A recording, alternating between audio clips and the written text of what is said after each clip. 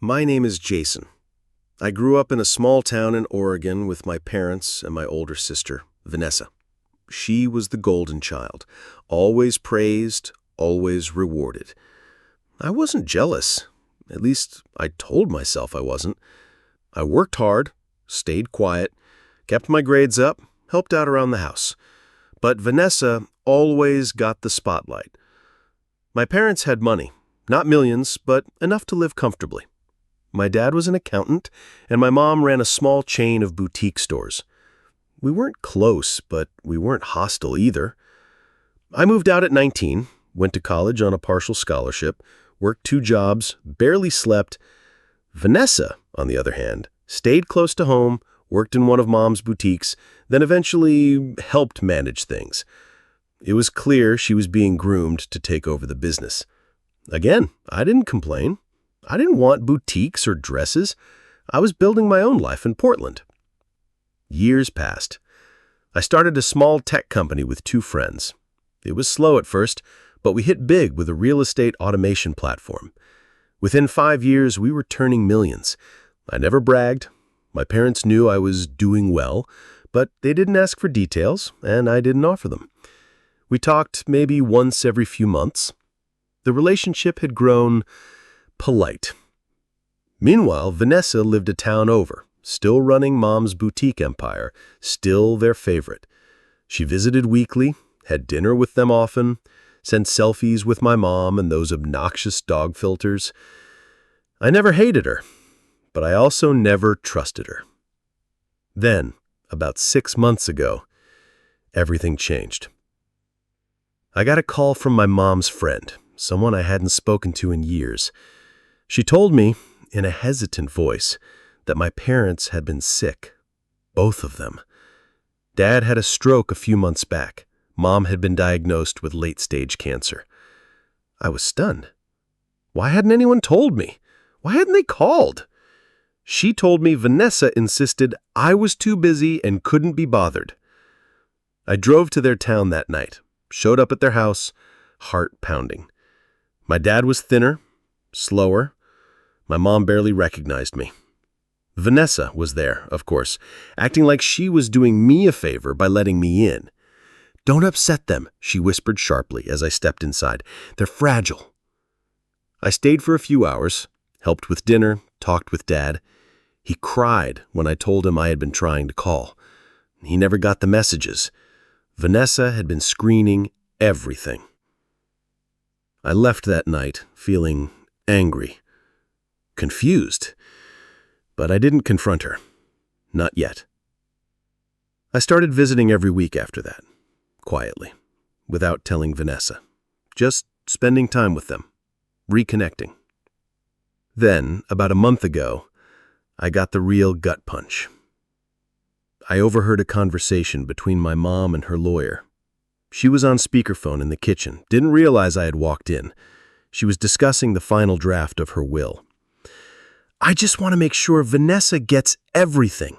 She's done so much. Jason's doing fine on his own. He doesn't need it." I froze. Everything. Not half. Not a portion. Everything to Vanessa. And Vanessa knew. Of course she did. But what my mom didn't know was that I had found something else, tucked away in one of Dad's old filing cabinets, something Vanessa had tried to hide.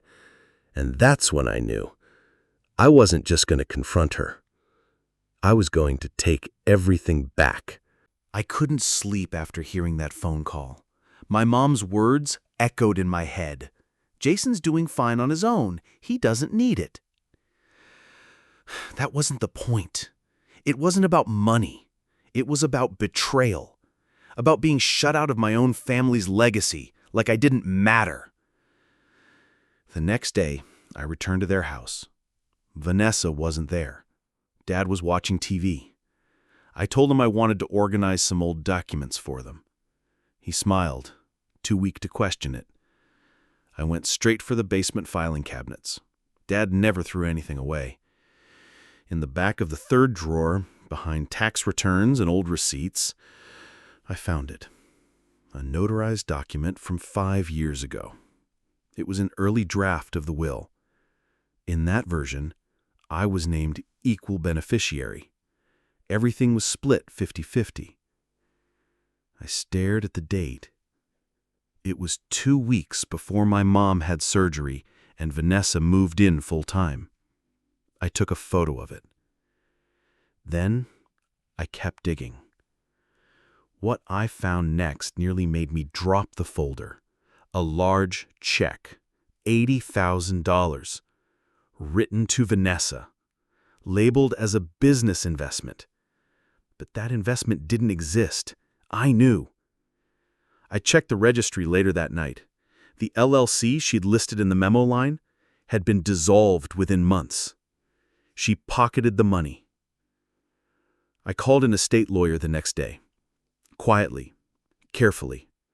I explained everything and sent over the will drafts I'd photographed. He said it sounded like undue influence and financial manipulation. I had a case, a strong one.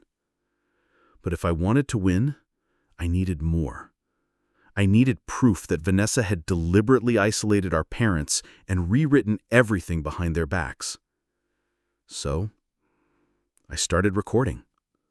Every visit, every passive-aggressive comment, every moment where Vanessa interrupted me or told me to let it go.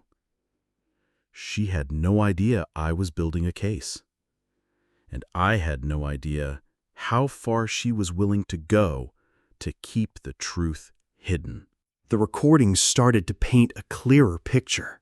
Vanessa controlled everything. Every time I visited, she made sure I never got time alone with Mom or Dad. If I tried to speak privately, she'd suddenly need help in the kitchen or bring up something awkward to shift the conversation. One time, I asked Dad if he remembered our old family cabin, and Vanessa immediately interrupted with, "Oh, come on, Jason. Don't drag him down memory lane. His heart can't handle it." But Dad looked confused, like he actually wanted to talk about it. I kept my phone running in my jacket pocket, documenting every moment. I even caught Vanessa once yelling at Mom in a whispery, venomous tone. "Do you want him to come sniffing around for your money again?" That one gave me chills. I had enough by then to confront her, but I wasn't ready. I wanted more than just the truth. I wanted the whole picture, and I wanted to burn her plans to the ground. So I kept playing the role of the clueless little brother, smiling through dinners, offering to fix things around the house, listening patiently while Vanessa fed everyone lies about how exhausted she was from being the caretaker. Then one afternoon, everything changed. I got a call from a nurse who'd worked with my mom before they brought in private help. She said she found my number written in one of my mom's journals and felt compelled to reach out. I met her in a diner outside town. What she told me made my blood boil. Vanessa had pressured Mom into rewriting the will while she was still groggy from a medication change. She'd even stopped her from speaking to any outside friends or family. "Your mom wanted to talk to you, Jason," she said softly, "but your sister made it hard." I thanked her and slid her a business card from my lawyer. That was the missing piece. I had the documents, the recordings, and now a witness. It was time. I walked into the lawyer's office with a folder thick enough to snap a desk in half. My attorney, Tom, had seen some wild cases, but even he raised an eyebrow when he flipped through the evidence. "Your sister's either stupid or arrogant, probably both," he muttered. We drafted a motion to challenge the will on grounds of undue influence, coercion, and elder abuse. It would be messy, but I was ready for it. When Vanessa got served, she didn't call. Instead, she stormed into my place 2 days later, furious. "How dare you?" she hissed. "You think you can just waltz back in after all these years and take everything? I earned that money, Jason. I took care of them." I didn't flinch. "No, Vanessa. You isolated them, manipulated them. That's not care, that's control." She scoffed, tried to spin some sob story about sacrifice, about being the one who stayed. "I gave up my life for them," she shouted. "You took their life from them," I said, "and I have proof." Her face went pale when I mentioned the nurse, then the recordings. She knew the gig was up. In court, it was brutal. My parents' financial records, the suspicious changes to the will, the nurse's testimony, it all painted a damning picture. Vanessa tried to cry, play the misunderstood martyr, but it didn't hold. The judge ruled in my favor. The original will was reinstated, which split the estate equally between us, but I immediately waived her portion into a trust for a local elder abuse charity. That's what hit her hardest. Not just losing everything, but knowing she'd never touch a cent. She left the courtroom without a word. I later sold the house and donated more than half of my share too, but kept just enough to finally buy the lake cabin Dad and I always talked about fixing up. Some weekends I go there alone, sit on the old dock with a coffee, and remember who my parents really were before she tried to erase it all. A few months passed, and life settled into a strange kind of peace. Vanessa had vanished from my life entirely. No texts, no emails, not even a snide social media post. At first, I waited for her next move, maybe an appeal, maybe some pathetic apology, but nothing came. It was like she'd evaporated. That silence was louder than any fight we ever had. I took it as closure. The house sold quickly. An older couple with grandkids bought it, and I felt oddly relieved knowing it would be filled with real family again. I moved into a smaller place closer to the lake cabin. It wasn't fancy, but it felt like mine. No ghosts, no manipulation, just quiet. One day, while sorting through the last of Dad's fishing gear, I found something that stopped me cold. Tucked into the lining of his old tackle box was a note in his handwriting.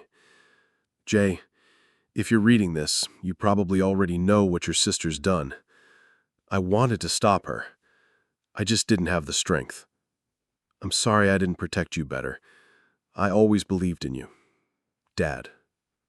My hands shook. That single note undid me. It wasn't just validation. It was the truth I needed, written by the man who always quietly had my back. I framed it and hung it in the cabin above the fireplace. Not long after, I got a letter from the charity I donated Vanessa's share to. They were naming a new wing after our parents. I didn't expect that. I just wanted to turn something ugly into something meaningful. The irony didn't escape me. Vanessa had tried to steal their legacy for herself, but in the end, I used it to honor them the way they deserved. One evening, I sat at the dock again, watching the sun melt into the water. My phone buzzed. An unknown number. I almost ignored it, but answered on instinct. "Jason?" The voice was hoarse, uncertain. It was Vanessa. "I just wanted to say, I didn't know how bad I'd gotten. I messed up. I'm in therapy now. I'm trying to fix things." I didn't say anything. Not anger, not forgiveness, just silence. She waited a few seconds, then added, "Anyway, I'm glad you did what you did. Maybe it saved more than just the money." The line went dead. I stared at the phone, then tossed it beside me.